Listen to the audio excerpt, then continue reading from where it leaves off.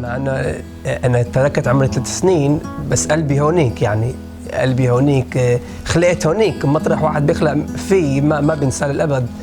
وواحد بيزعل بيحزن شوي انه هيك عم بيصير هونيك، ما بعرف ليش هيك عم بيصير، بس يعني مثل ما بيقول احنا بنقول حوينتا يعني على الكنايس اللي هلا صافيانين بلا زلم، وعلى المطارح المقدسه اللي ما فيها ناس، والمصاحف اللي تراحوا وناس ما عم بيقروها وما بنعرف وين المصاحف.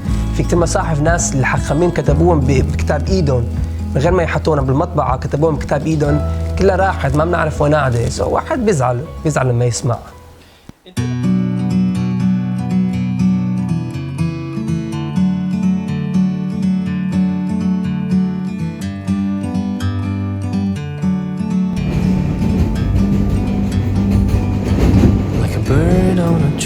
مرحبا، السلام عليكم. اسمي حخام أوريلاتي، مواليد 81 بدمشق سوريا. تركنا سوريا بسنة 85 وجينا لأمريكا، ولحد هلا الحمد لله قاعدين بنيويورك بأمريكا. الحياة يهود سوريا كانت منيحة. أنا ما بعرف إذا كان في مشاكل، مثل ما قلت تركت عمري 3 سنين، ما بعرف إذا كانت الظروف ضيقة ولا لا، بس السبب إن تركنا بابا الله يرحمه كان لازمه حكمة، وتركنا رحنا لعدد بلاد من شان يتحكم هونيك. لا، أغلبية اليهود تركوا بسنة 92. قبل 92 كانت سوريا دمشق حلب كان مشلي، كل البلاد ملان اليهود، وفي كنايس وفي بيتعلموا وفي مصاحف، ومثل ما طبيعي. بحكي عربي من شان بالبيت اللغة اللي حكينا، مع انه نحن جينا لامريكا وبنعرف انجليزي واهلي بيعرفوا انجليزي، بس اللغة مثل ما بيقولوا لغة الام. انا اول ما جيت مثل ما قلت قبل ما بعرف كلمة انجليزي، بس شوي شوي تعلمت انجليزي، وكل رفقاتي اصحابي كانوا كلهم امريكان، ما كان في شوام لسه يهود سوريا تيجوا عاشرهم ترافق معهم. لما اجوا ب 92 اجوا، بس كان عندي الصحاب تبعي الامريكان، وانا ما ترافقت كثير مع الشوام، ولحد هلا ما بقدر اقول عندي رفقات شوام، مو من شان شيء، بس من شان من صغري عندي عشرة بس امريكان. بس في خلاف؟ ما في خلاف. حتى اليوم الحمد لله مثل ما قلت قبل، حتى اليهود السوريا الشوام بيعاشروا الامريكان، كله مع بعض، من شان بالاخر كله هدف واحد، كله دين واحد، كله لغه واحده بالاخر، وهي محبه. ماما علمتني لما صار عمري 13 سنه اللي احنا عن اليهود بيساووا بار ميتزفا، يعني بيلبسوا التفلين على ايدهم، وبصير مثل ما بتسمي صار الصبي رجال، هيك بيسموه، صار رجال. سالتني اي هديه بدك من شان نحتفل فيك؟ قلت لها بدي اياك تعلميني اكتب واقرا عربي، هي الهديه. وعلمتني اكتب واقرا عربي، مع انه بقرا بس شوي على مهلي وبكتب على مهلي، ما بعرف التاء مربوطه وهدول الشدات، بس بعرف اكتب. بس حبيت اللغه، حبيتها، ما من شان ما بدي انساها، بضل بحكيها من شان ما بدي انساها. وهي بقدر احكي بالانجليزي، وبقدر احكي بالعبراني، وبقدر احكي باسبانيولي، الحمد لله بعرف هدول اللغات، بس بحب اللغه العربيه، فيها غير طعم مثل ما بيقولوا. بالبيت كنت تسمعوا موسيقى بالعربي؟ يعني موسيقى عربيه مثل شو؟ مثل مين؟ مثل ام كلثوم، عبد الوهاب، عبد الحليم، وضيع الصافي، صباح فخري، ملحم بركات، وردة، بدك يعني اسميك عندك كمان اسامي. ولحد اليوم انا قعدت بمدرسه، نفس المدرسه من اول ما جينا من 85 ل 99، يعني اول من الصف الاولاني من الحضانه، بعدين لصف 12، بعدين قررت اروح لاسرائيل. تعلمت هونيك، و بطبع اليهودي بيحب يعرف على الدين تبعه، على المصاحف تبعه، على العادات تبعه. ألهمني انه اروح اكمل هونيك الدراسه، ولما رجعت لهون كمان كملت الدراسه، عدد حخامين، عدد ناس اتعلم منهم، مشان هيك بضل بكمل الحمد لله. واحد مثل ما التزق فيها ما بيتركها. اكثر شيء انا بحب اعلمهم على احنا بنسميها باراشات الشبوع. يعني كل جمعه احنا عندنا بالتوراه تبعنا 52 باراشا اسمها، يعني 52 ما بدي اسميها قصه بس 52 جزء عندنا اللي احنا بالتوراه تبعنا. وكل جمعه هي غير شيء، وفيهم دروس، فيهم قصص، فيهم شغلات حلوين، وهن بيحبوا يتعلموها مشان لما يجوا يوم السبت ويروحوا على الكنيسه يسمعوها عم بيفهموا على شو عم بيقروا، عم بيفهموا شو عم بيسمعوا. شبات ليش عم بقول لكم يوم شبات؟ كثير مهم نعرف انه هالقصه صارت يوم شبات، مع انه في كثير حكمين بيقولوا صارت وسط الجمعه، بس مشان نحن نفهم كل البسوكين شلون مركبين واحد مع الثاني لازم نعرف انه هالقصه كلها صارت يوم شبات. بسوك بيت ويابو دافيد نوبه. دافيد الملك اجى لبلد اسمه نوب، البلد ما اسمه نوبه. كل كلمه بلشون القدس بالعبراني اللي عندها هي بالاخر يعني ما حطوا لها لامد بالاول، يعني متصرايمه لمتصرايم. بدأت اصور الدروس 2016. ليش ب 2016؟ واحد قال لي تليفون قال لي بتعرف في شغله اسمها فيسبوك ويوتيوب؟ قلت له بعرف شو يعني فيسبوك ويوتيوب.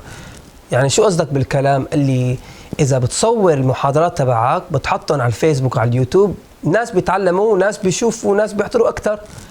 قلت له اوكي بنجربها ليش لا؟ فعلا جربناها وما تصورت الناس مثل ما قلت قبل، ناس من كل الدنيا عم بتفرجوا. قلت اذا هيك كل جمعه بنحط اوديو، يعني بنحط الصوت وبنحط الفيديو كمان. ملان انا استغربت كمان انه في عرب عم بيسمعوا. انا فكرت انه انا اقول لك الحقيقه ما تصورت انه برات الكنيس تبعنا في ناس عم بيتفرجوا وعم بيسمعوا. بس بعدين قالوا لي بتعرف انه في ناس عم بيسمعوك من بلاد، عم بيسمعوك برات امريكا، بالقاهره، بمصر، بسوريا، بكندا، بالصين. بالصين في يهود بالصين. قالوا لي مو يهود، اسلام. الاسلام عرب ليش عم بيسمعوا؟ قال مشان انت عم تحكي ما عم تقول شيء عاطل، ما عم تقول شيء فيه كرهه، ما عم تقول شيء فيه ضد اي حدا. انت عم تقول اللي بنسميها ايمات، يعني عم تقول دغري، عم تقول شو مكتوب وعم توضح انت الكلام وهن حبوها. اجا واحد قال لي من قبل كم شهر قال لي بتعرف اللي احنا قاعدين بالمسجد هون بمصر عم نسمعك. قلت له بالمسجد عم تسمعني؟ يعني ليش من كل الناس مين انا تسمعني؟ انا مو اكيد في كثير ناس بيعلموا بالعربي. قال لي لا احنا دورنا على الناس بيعلموا بالعربي التوراة تبعكم وانا ما لقيتك انت على الفيسبوك. قصه الفيسبوك لازم نحكي عليها مشان طويله كمان، شلون فتنا على الفيسبوك واليوتيوب. قال لي احنا شفناك بالفيسبوك وحبينا الدروس تبعك والعلم تبعك والمحاضرات تبعك، نحن كل جمعه بنقعد بعد الصلاه تبعنا نقعد وبنسمعك. كتر خيرك الحمد لله. اذا بدي اقول لك يعني بيشجعوني، اكيد الناس تبعنا هن بيشجعوني انه اكمل، بس كمان هن انه نحن لما اسمع انه في ناس بدهم يتعلموا بدهم يتعلموا على الدين تبعنا بتشجعني اكثر. ضاع للاسف كثير ضاع. ما بلوم الاهل، مشان لما واحد يجي لبلد غير بلده لازم بالانجليزي في مثل بيقولوا when in Rome act like the Romans. يعني لما تروح لبلد لازم انت تقلد الناس اللي ساكنين بالبلد. وكمان ما بلوم الاهل اللي ما علموا يا ما عطوا المنهاج، يعني اللي ما عطوا العادات لاولادهم. كنت بحب انه المدارس يساووا صف يعني خصوصي مشان يرجعوا العادات، ويمكن يعلموا الاولاد عربي. ما في شيء يعني يعلموا الاولاد عربي، بالعكس بيستفادوا كثير. في عندنا كثير احنا مصاحف اللي انكتبوا بالعربي. الرمبام كتب اكثريه المصاحف تبعه بالعربي. في كثير حخاميم علماء الدنيا اللي كتبوا المصاحف تبعهم بالعربي. اذا الولد بيعرف العربي كان بيستفاد كثير. منشان هيك احنا عم نسال المحاضرات تبعنا بالعربي، منشان صدقني في شباب شباب اللي شوي عم بينسوا العربي بيدقوا لي التليفون بيقولوا لي من شان عم نسمع المحاضرات تبعك احنا عم نشدد العربي تبعنا.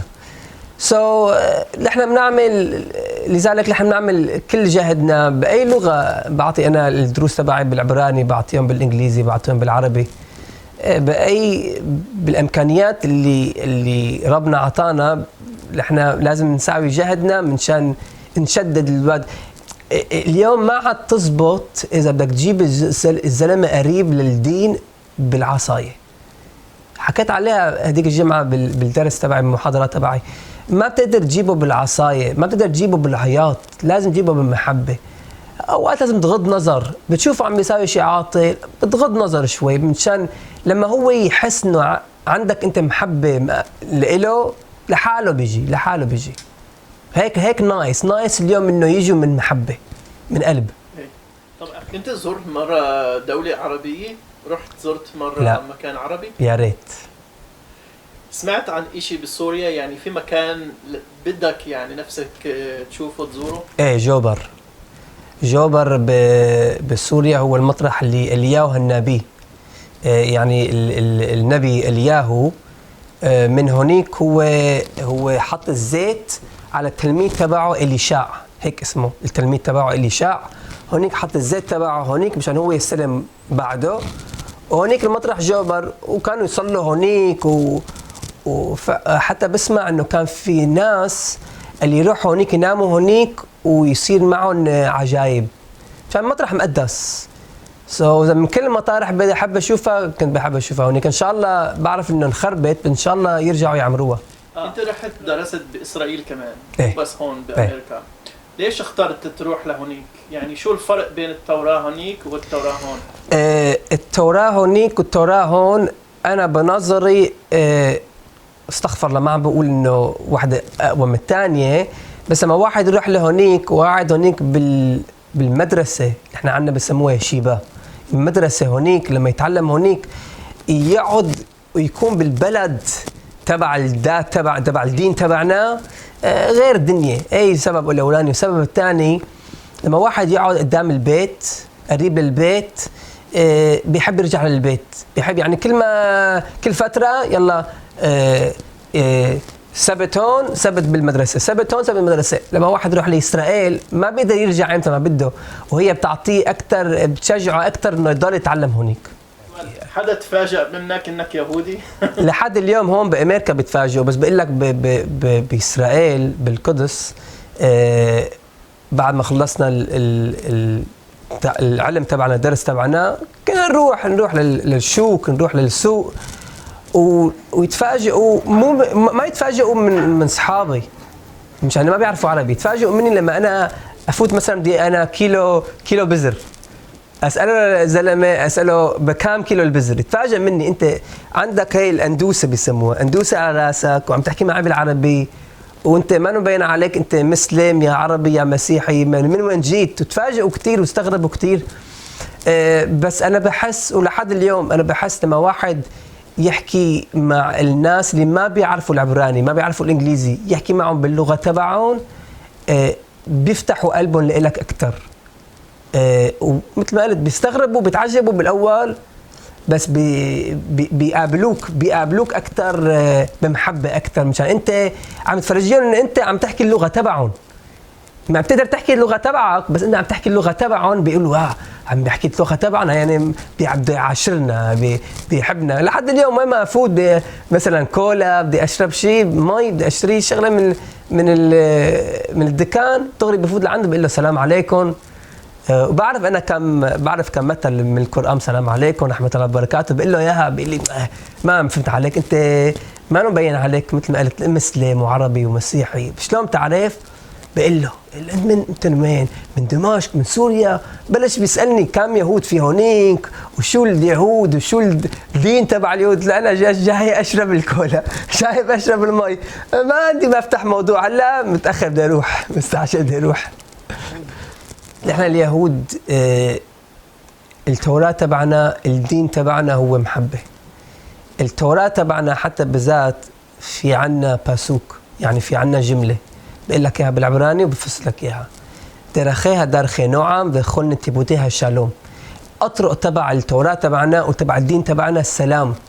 وكل نتيبותיה يعني وين ما تلف تدور وتلف شالوم. ربنا خلق الدنيا بالسلام اللي احنا كل يوم نصلي 3 مرات. بآخر الصلاة تبعنا اسمها العميدة. بآخر الصلاة اللي احنا بنقول جملة عسى شالوم هو عسى شالوم علينا. ربنا اللي بيساوي سلام فوق بالسماء. شلون بيساوي سلام فوق بالسماء؟ في نار وفي مي. المي ما بتطفي النار، في سلام فوق، يعني في نظام فوق، في قوانين فوق. هو اللي احنا بندعي انه يساوي السلام علينا. نحن اليهود ما عم ندور على كرهه، ما عم ندور على نأذي حدا. احنا بنعيش لحالنا، احنا بنعيش لحالنا بالتوراة تبعنا، بالدين تبعنا، نستقبل كل واحد بمحبة بقلب. احنا ما في عنا، ما في الموضوع تبع السنآ يعني بالعبراني يعني كره. ما عنا هالشغله. اذا بدي انه يعرفوا علينا انه احنا يمكن من برا كل واحد بيختلف من برا، بس من جوا من القلب تبعنا احنا بس بنتمنى بس السلام والمحبه. Like a bird on a tree, I'm just sitting